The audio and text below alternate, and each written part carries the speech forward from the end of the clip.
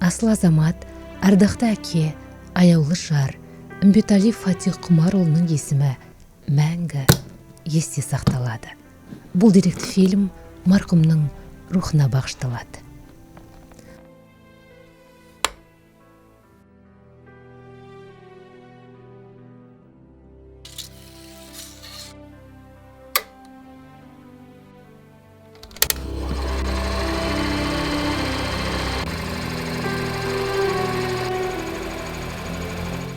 Пай-пай өмір, өтесің-ау бір күні, тиясың-ау қуанышты күлкіні. Өмір деген бір жарқ еткен найзағай, өмір деген көк аспанның күркірі. Пай-пай өмір, өтесің-ау бір күні. Әз Жәнібек хан ақылшысы болған Асан қайғыдан бұл өмірде не жүйрік деп сұрағанда, уақыт жүйрік деген екен. Расау, желмен жарысқан арғымақтай уақыттың қалай жүйткіп өте шыққанын аңғармайда қалатындайсың. Жақсының аты өлмейді деген сөз бар. Өйткені ол тірлігінде өмірін өнегелісімен өрнектеген жан. Жүрген ізіне жақсылықтың дәнін сеуіп, адам деген асқақ ұғымға лайық ғұмыр кешкен ардақты азамат, қамқор әке. Ол кісі қарапайым ғана ғұмырдың иесі болды. Жалған мансап пен дүние байлыққа қызықпаған жан. Адамгершілік қасиетті адами келбеттің айнасы деп білетін. Тура жолдан бұра тартып, пендешіліктің күйкі тірлігіне күйген жоқ. Азды көптей көріп, көпті шүкірдей отырып қанағатпен тірлік етті. Бар байлығым ұрпағым, Алланың берген амандығы дейтін жарықтық. Жүрегі ақ, көңілі пәк жан еді. Қазақтың дархан даласындай пейілі де кең болатын. Кім-кімге де болсын деп тұратыны тағы бар. Ағайын тума, құда жегі жат, көрші көлем, жора жолдастардың жақсылығын бірге бөлісіп, қайғы мұңына ортақтасып, жақынға да, жатқа да жанашыр бола білді. Ол көптің көңілінде адал тірліктің иесі атанған, жаны жайсаң, халқына жақын болған ат үстіндегі атпал азамат ретінде де есте қалды. Қайран әке жастығын тез ұрлатқан, мойымайын ала шаққа, көңіліме нұр құйып көзімді ашқан, жол сілтеп болашаққа. Айтқан ақыл, салмақты сөзің мақтан, бастаған парасатқа. Жүрміз әлі, жан әке өзің жаққан, жылынып сол ошаққа. Әке, шіркін, қандай қымбат сөз. Алдыңда үлкен бір заңғар тау тұрған секілді, арқаңды сүйеп тұрғың ақ келеді.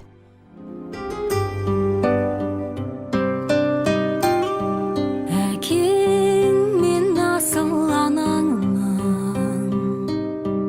бойында жатып жаралдың, алдыңнан тосар бақытың, алғысын алсаң солардың. Әкең мен анаң әкелген адам, бәріңді мынау өмірге ажарың болып, базарын көріп, отырсын жайнап төріңде.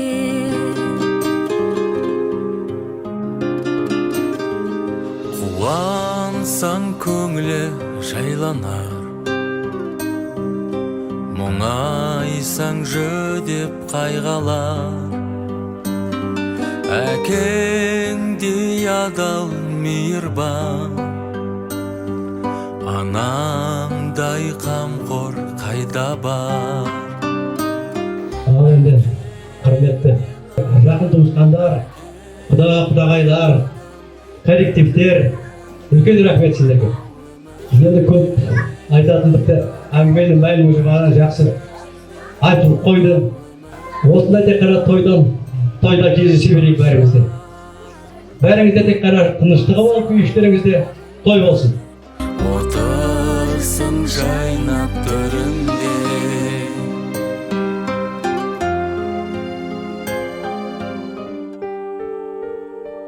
1951 жылдың 5 тамызы қарапайым да қадірлі Үмбетәлиевтер отбасы үшін ерекше күн болды. Дүниеге келген нәресте кейін көпке үлгі, елге еңбегімен еленген отбасының тірегі Фатих Құмарұлы еді. Бұрынғы Гурьев, қазіргі Атырау қаласында өмірге келген Шумақ Шеркеш Шерубай руының ұрпағы, адалдықты, еңбекқорлықты өмірлік ұстаным еткен жан болды. Әкесі Құмар, анасы Малика тәрбиелеген көп балалы шаңырақтың бір мүшесі болып, ағайын туыстың ортасында үлкен махаббатқа бөленіп өсті. Балалық шағы дархан даланың үніндей, жастық шағы жалындаған жігермен өрілді. 1969 жылы Абай мектебін тәмамдаған Фатих Құмарұлы 1970 жылы отан алдындағы борышын өтеу үшін Ленинск қаласына аттанды. Әскерден кейін Ташкент қаласында медицина саласында білім алып, кейін Алматы энергетика мамандығын меңгеріп, үлкен еңбек жолына қадам басты.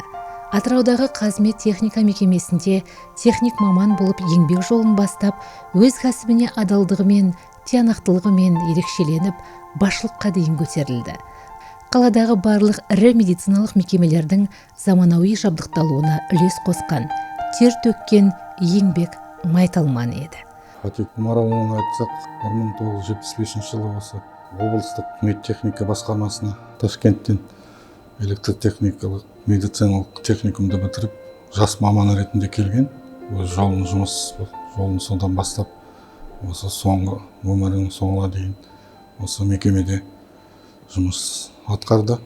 Нарықтық экономика кезінде коллективті бұзбай біріктіріп, осы мекемеде алға қарай тартып, әдістерін қарастырып, өзі бір алғыр кісі.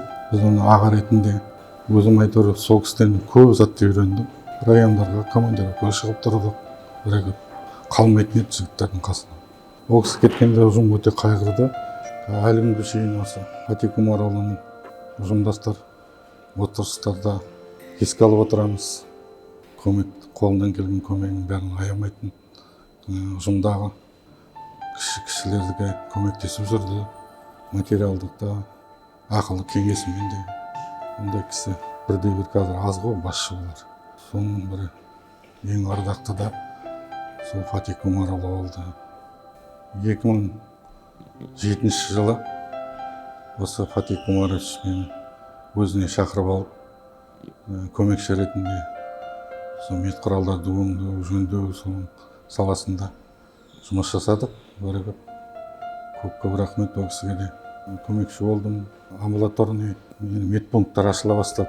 Соларға мед құралдардың бәрін осы Фатих Құмарұлы алып, Россиядан, шетелден алып, тауып, соның бәрін алдырып қондырдық. Фатих Құмарұлының соның үлесі зор. Ол кісінің табылмай жатқан мед аппараттардың бәрін тауып, енесіне дейін тауып беріп, сол амбулаториялардың бәрін ашуға үлесі зор ол кісінің.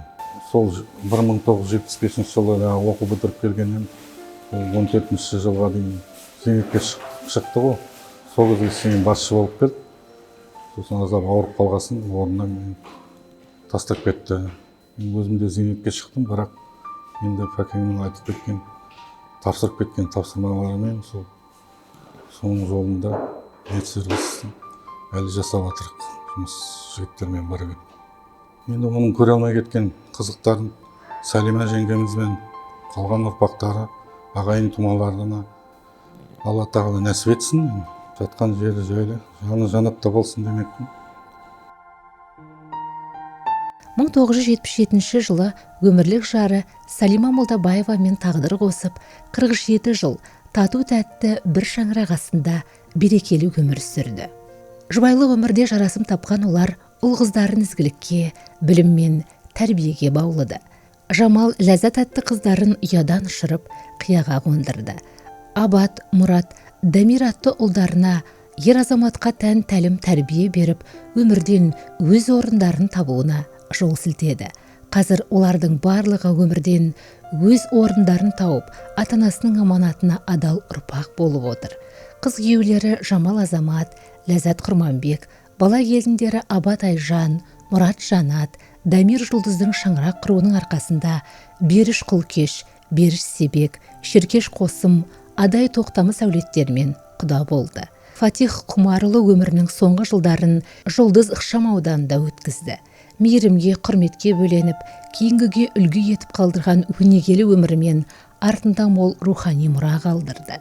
Бүгінде артында қалған жары, ұл-қыздар мен немере жиендері оны сағынышпен еске алып, атамыздың парасатты сөзі, шыншыл мінезі, отбасына деген махаббаты бізге аманат деп отырады.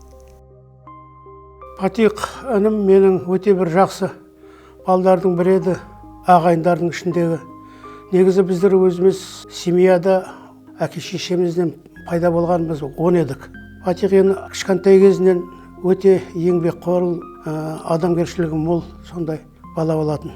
Әсіресе менің есімде қалатыны, мынау қаланың 7-ші деген училищесі болды әуелде. Сонда жаңағы ұстаздық жасады, бір жағынан жаңағы курстарды жаңағы басқарды. Сол оқу курстарын өзіне жаңағы тән алған балдарды энергетикаға, жаңа электрикке оқытты. Сол оқуын бітіргеннен кейін көп балдар жаңағы көргенде оны: ағай, сіз бізге жақсы тәрбие бердіңіз, жақсы оқыттыңыз, білім бердіңіз, соған байланысты арқылы біз қазір еңбек жасап жүрміз деп сөйтетін еді. Қай жерде көрсе де ол балдар жаңағы келіп қолын алып жазатын еді. Одан кейін өзі сол өзінің мамандығы бойынша мынау қазмет техника деген 90 жылдан кейін өзіміз қазақ елі республика болғаннан кейін барлық медицинада ыдырады ғой көбі мекемелер. Мынау өздері өз алдына ТО қазмет техника болып саналып, соның басшысы болып жұмыс жасады. Әр уақытта өз жұмысына сондай үлкен көзқараспен қарады.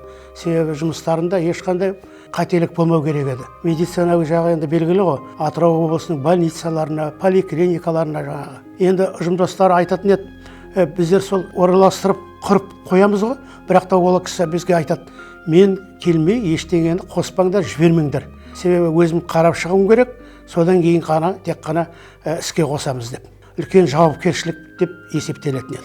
Енді келе сол енді үйленгесін, өзі үй болғасын, ұлдарын оқытты, тәрбие берді. Соларға жаңағы үлкен көзқарас болды. Балдарды оқытып, тоқытып, қайта сол жұмысқа орналастырып, үйлендіріп оларды жаңағы. Әсіресе құдағайларының арасында, туыстарының арасында жаңағы үлкен өзінің адамгершілігімен көзге түсті. Құдалыққа барып, Оралға барып қайтты жаңағы, келін ал келіп.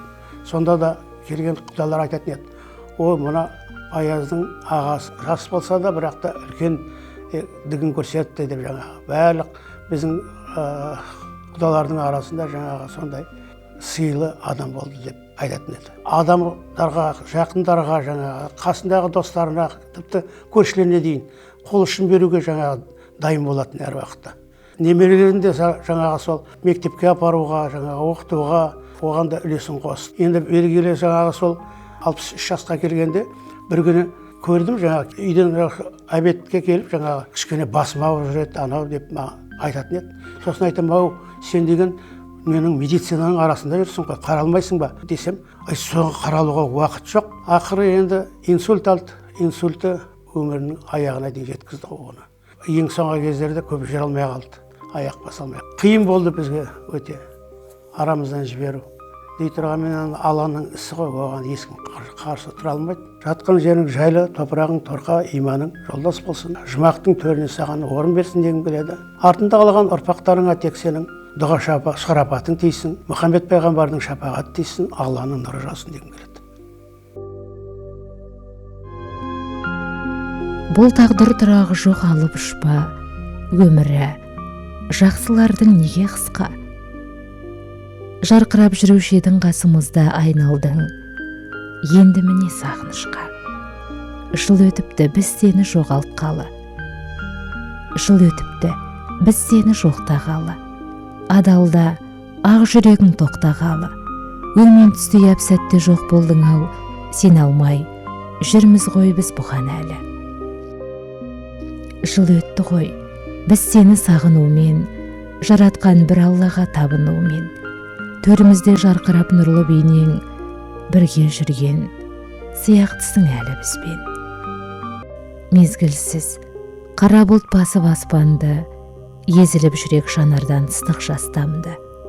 Ажал торына араша бола алмастан, біздерге енді біздерге енді өзіңсіз өмір басталды. Жан әке, топырағың торқа болсын, жатқан жерің жәннаттың төрі болсын. Иманың мәңгілікке жолдас болып, әруағың, ұрпағыңды қолдап жүрсін.